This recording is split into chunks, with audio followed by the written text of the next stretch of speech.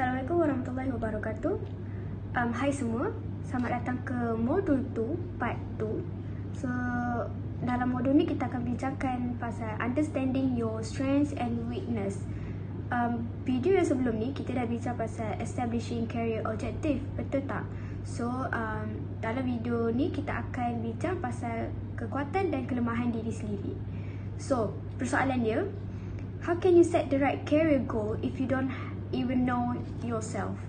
So dalam video ni kita akan fokus pasal strengths and weakness. Bila kita dah tahu dua benda ni, so kita boleh buat keputusan untuk kerjaya yang lebih tepat, okay? First of all, this is not about judging yourself, okay? This is about being honest with yourself. Jadi, untuk yang pertama, apa itu strengths and weakness? Okay, first thing first. Strengths ni adalah perkara yang kita buat dengan baik atau benda yang awak buat dengan bagus. Contoh macam, dia bukan pasal awak punya kekuatan, okay, saya punya strength, saya boleh angkat berat, bla bla bla. No, bukan itu ya. Awak punya kelebihan lah orang kata macam tu. So okay, weakness pula, weakness adalah benda yang awak kurang hebat ataupun kurang mahir dalam satu benda tu. Okay, bukannya awak saya punya kelemahan, saya takut dengan lipas. No, bukan macam tu kan. Bukan, tapi weakness ni more kepada apa awak punya, salah satu benda tu apa yang awak kurang. Macam itulah. Contoh yang saya boleh bagi dengan mudah macam okay, awak boleh berkomunikasi dengan ramai orang, macam, ataupun awak boleh present dengan bagus lah. Itu awak punya kekuatan, strength, kemahiran awak. Kalau macam weakness pula, contoh awak tak boleh nak buat, apa orang panggil, tak boleh nak handle task tu dalam masa yang sama. Contoh task tu banyak, awak tak boleh handle 2-3 task dalam satu masa yang sama. Contoh, itu contoh je.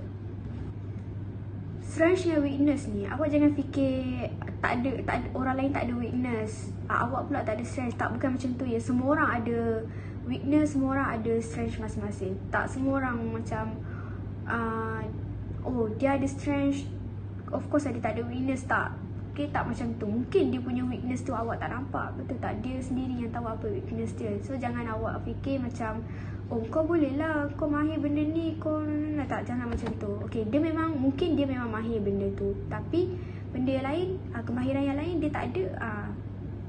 Okay, itu adalah weakness and strength. Okay, ni contoh yang saya bagi untuk fresh graduate lah. Biasanya contoh biasa. Contoh macam diorang boleh explain, good communication, explain dengan bagus. Diorang cepat adapt dengan benda baru, pandai kerja dalam team, rajin kan. Nanti biasanya fresh graduate macam ni lah, okay, minat belajar. Okay, contoh macam saya sendiri, okay, saya sedar saya punya strength ialah communication and language skill. Saya senang faham bahasa baru dan saya boleh adjust cara bercakap ikut siapa audience saya. Ni contoh je, okay. Bila saya sedar ni saya punya strength, okay, saya akan pilih course dengan course, activity ataupun pengalaman kerja yang akan guna skills ni. Macam itulah. Contoh macam pengalaman kerja yang memerlukan language skill, contoh macam tourism, tour guide, macam itu contoh. Kan? So, apa kata awak fikir apa awak punya strength. Contoh bagi perempuan mungkin lah, okay, pandai masak ke ataupun menjahit ke. So awak boleh lah cari satu career yang berkenaan dengan kemahiran awak tu. Contoh macam awak pandai baking, of course lah, awak akan kerja dekat apa orang panggil, dekat kedai kek ke apa ke, contoh lah kan. Kalau untuk lelaki pula, mostly lelaki mestilah pandai macam baiki kereta kan. Mungkin diorang akan buka satu kedai, satu bengkel ataupun kerja dekat apa, servis kereta, pusat servis kereta ke. Itu awak boleh fikir apa awak punya strength. Kalau boleh list down, dari situ awak boleh nampak apa awak punya kemahiran. So now kita masuk dekat weakness.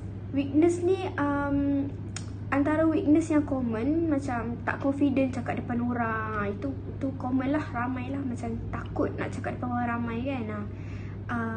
Suka menangguh kerja, itu adalah salah satu weakness ya. And tak pandai manage masa, mudah stress, overthinking pun salah satu kelemahan yang ada dalam diri. Okay? Contoh macam saya bagi contoh saya, contoh je. Salah satu weakness saya adalah overthinking. Okay? Bila ada banyak pilihan yang nak kena buat, jadi saya jadi macam lambat buat keputusan. Jadi saya tak tahu nak buat yang mana satu. Jadi overthinking lah kan. Kalau saya ambil keputusan A, nanti jadi macam ni. Kalau saya ambil keputusan B, nanti jadi macam ni. Memang tak jadi overthinking. Overthinking je lebih, try tak nak. Macam tu lah. So, bila saya sedar ini weakness saya, jadi saya tak akan ignore pun benda ni. Okay, saya akan manage.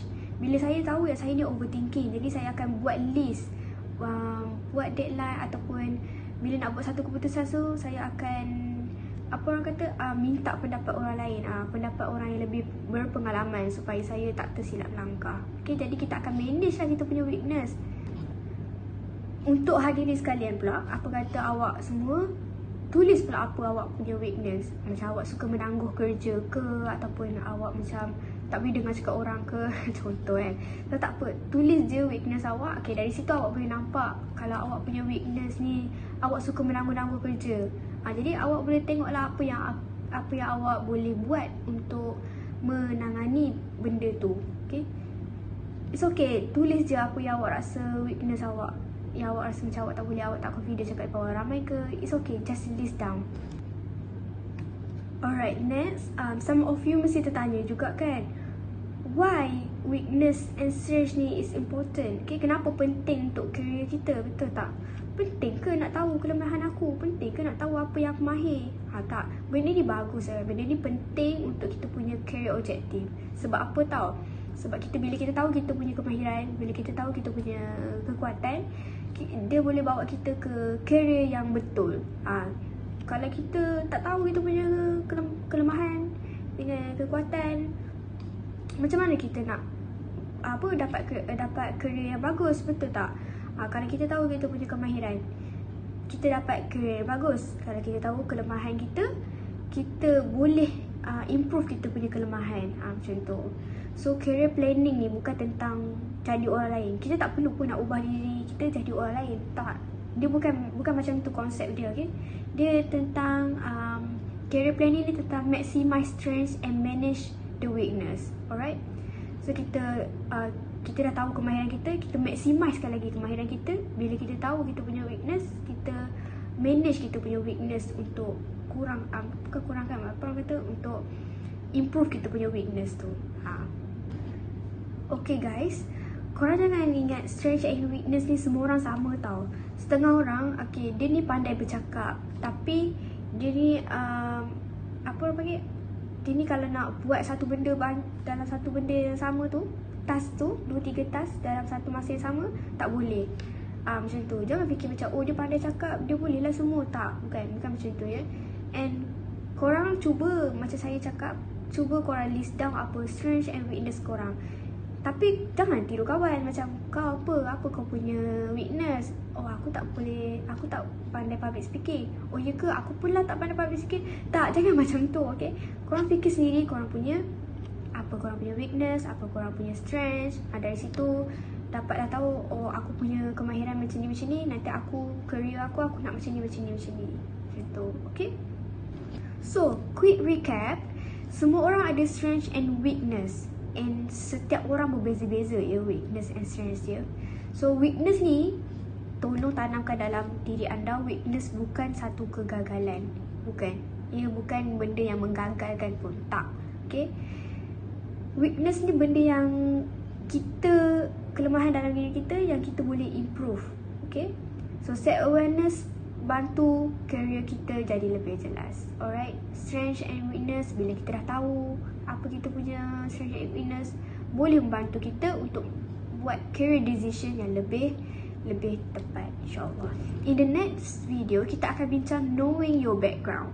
Okay? Apa stage awak sekarang? Awak punya field of study, awak punya working experience, and kenapa there is no lambat in career. Okay? Jangan fikir macam, oh alamak aku dah 25, aku dah separuh 50. Tak, jangan fikir macam tu. Aku dah separuh 50, adakah aku gagal untuk dapat kerja tetap? Tak, jangan fikir macam tu, okay? There is no lambat in career. Tak ada pun lambat tak ada pun cepat ataupun lambat, tak. Semua orang ada different starting point. Okay?